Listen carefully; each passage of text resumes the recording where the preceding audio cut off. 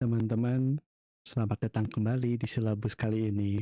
Nah, di silabus kedua ini kita akan belajar bagaimana membuat struktur website menggunakan ChatGPT. Nah, kita tidak akan langsung ke tahap desain dulu nih, tapi kita akan mulai dari fondasi utamanya ya, yaitu struktur.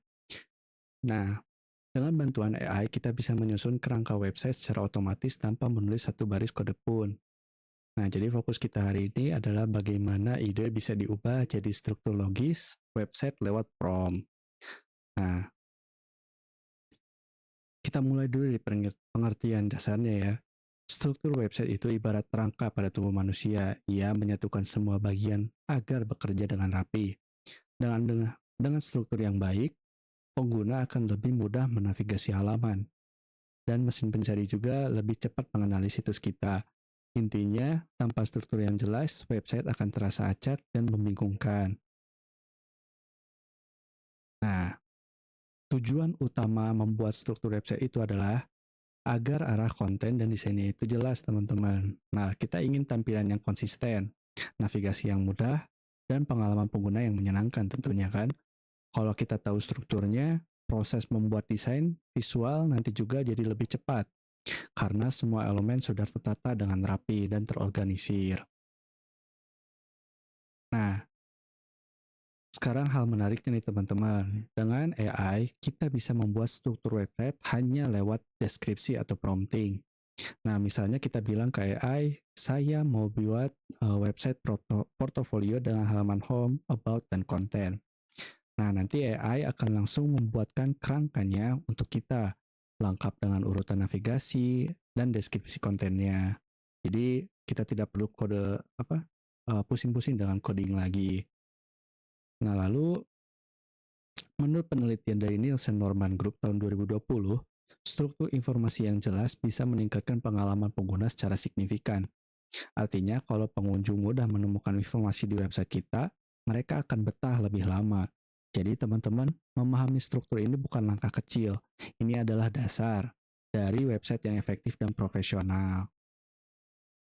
Nah, kita akan lihat tiga bagian utama dari sebuah website ya, struktur website, yaitu ada header, main section, dan footernya. Nah, biasanya pertama itu ada header.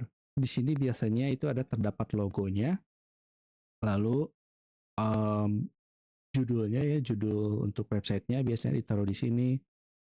Lalu ada tautan penting atau tombol biasanya mengarah ke section atau halaman yang ingin dirujuk. Gitu. Lalu ada main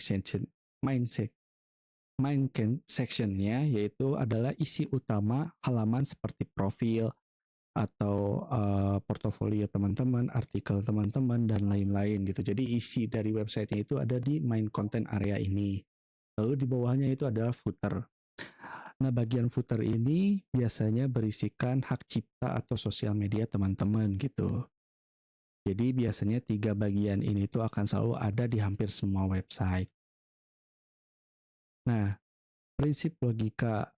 Nah, sebelum kita minta bantuan AI, kita perlu tahu dulu tuh logika dasarnya. Kita harus jaga konsistensi supaya tiap halaman punya pola yang sama. Lalu, hierarki informasi. Jadi kita pastikan semua informasi penting ada di dalam websitenya. Lalu kita gunakan link internal agar halaman saling berhubung. Jadi kalau misalkan teman-teman punya website yang ada halamannya banyak, jadi kita harus ada linknya gitu. Jadi agar terhubung saling terkoneksi satu sama lain antar halamannya. Nah, untuk itu buat navigasi sederhananya. Jangan terlalu banyak menu juga gitu. Jadi untuk tampilannya juga jangan terlalu terlalu banyak tombol gitu. Jadi agar mudah untuk navigasinya. Dan terakhir pastikan strukturnya tetap responsif. Jadi halaman websitenya bisa dibuka di platform mana aja gitu.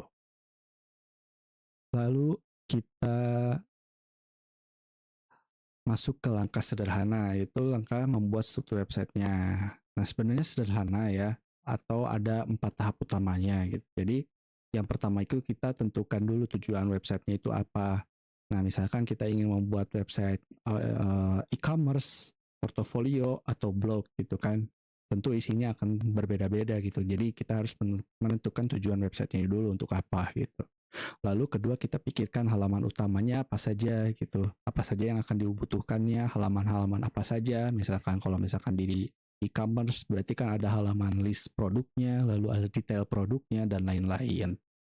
Lalu ketiga itu ada kita tulis prompt ke AI dengan jelas gitu. Kalau misalkan kan di sini kita akan membuat sebuah website menggunakan prompt AI ya, tentunya kita akan butuh AI dan juga kita akan belajar untuk menulis prompting.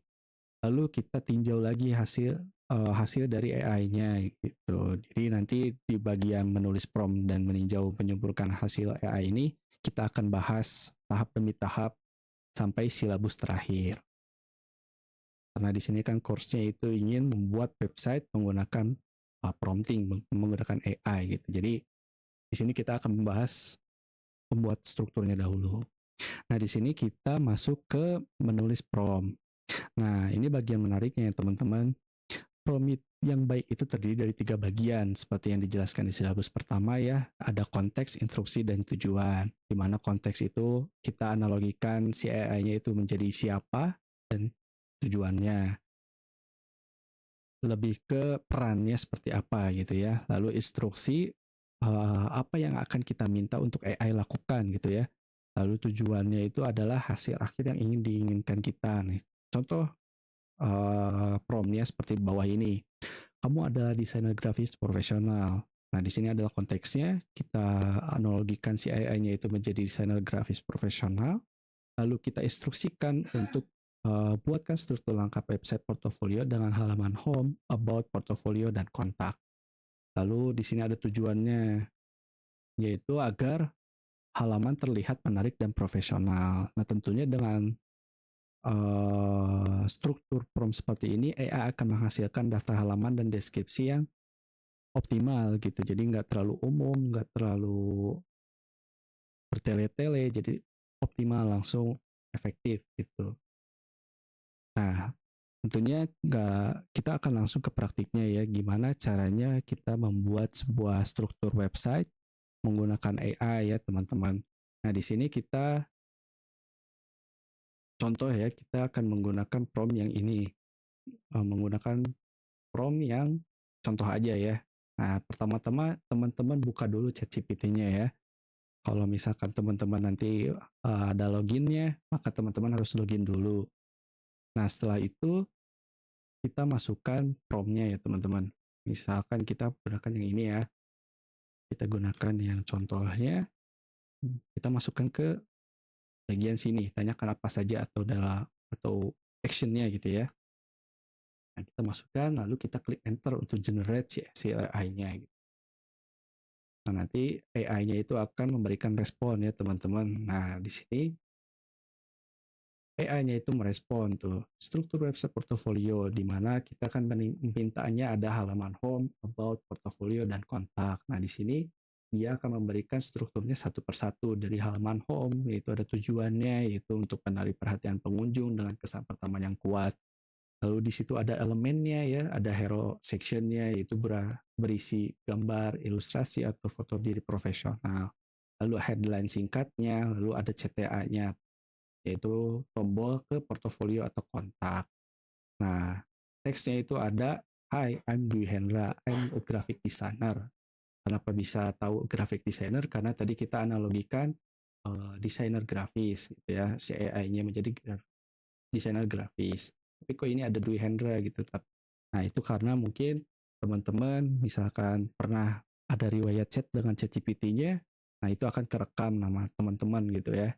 Kalau misalkan menyebutkan nama ya. Lalu ada section halaman about, dan isinya ada dikasih contohnya ya, dikasih strukturnya, dan lain-lain sampai portofolio, kontak, dan sampai footernya tuh let's kontak, bla bla bla gitu ya. Tuh, ini footernya tuh ada copyright-nya, terus ada nomornya tadi ya. Nah, terus teman-teman juga bisa untuk mengeditnya bila mana kalau misalkan dari struktur ini, struktur yang sudah dihasilkan oleh AI itu ada yang ingin teman-teman tambahkan gitu ya misalkan. Nah, misalkan di about saya gitu ya, elemen utama foto profesional, deskripsi tingkat, skill set, icon atau progress bar, tools yang digunakan. Nah, misalkan di sini teman-teman ingin menambahkan eh, hobinya teman-teman, misalkan ya, about saya tentang saya, jadi ingin menambahkan hobinya gitu ya. Nah, bisa teman-teman. Jadi misalkan kita instruksikan aja teman-teman si AI-nya, misalkan pada bagian halaman about, tambahkan elemen hobi.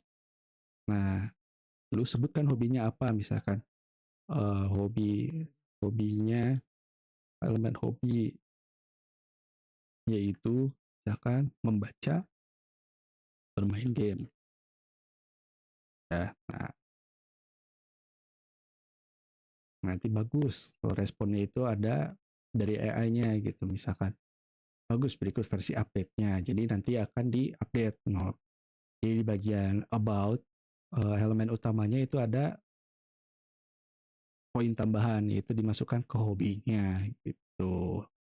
Tuh, hobbiesnya itu ada reading tadi kan, I love exploring design books. Nah, nanti AI-nya itu akan memberikan sebuah teks ya, teks tambahan gitu agar terlihat lebih emosional, lebih lengkap gitu ya penjelasannya gitu. Hobisnya ada reading dan gaming tadi ya, sesuai dengan instruksi saya gitu ya, untuk hobinya itu membaca dan bermain game. Nah, jadi kalau misalkan nanti teman-teman dari struktur ini itu ada yang ingin ditambahkan atau ada yang ingin dihapus, bisa langsung tanyakan aja pada AI-nya atau instruksikan langsung kepada AI-nya. Nah, Nah, dari misalkan sudah ya untuk hasil strukturnya, misalkan fix teman-teman menggunakan sudah selesai gitu ya. Nah, nanti hasil strukturnya itu akan kita gunakan lagi ya. Jadi jangan dihapus sama teman-teman. Jadi kita akan gunakan lagi di tahap selanjutnya, yaitu pada pembahasan silabus ketiga. Jadi intinya pada ChatGPT ini ya berfungsi sebagai rekan kerja ya teman-teman. Jadi bukan mengganti manusia ya. Jadi tetap peran pentingnya itu kita sebagai manusia gitu. Tapi penggunaan AI itu hanya sebagai rekan kerja saja gitu.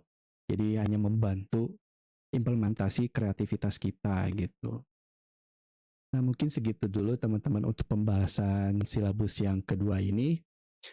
Jika ada pertanyaan, mungkin nanti ada kolom atau di bagian forum Q&A-nya. Sekian yang dapat saya sampaikan. Terima kasih. Dadah.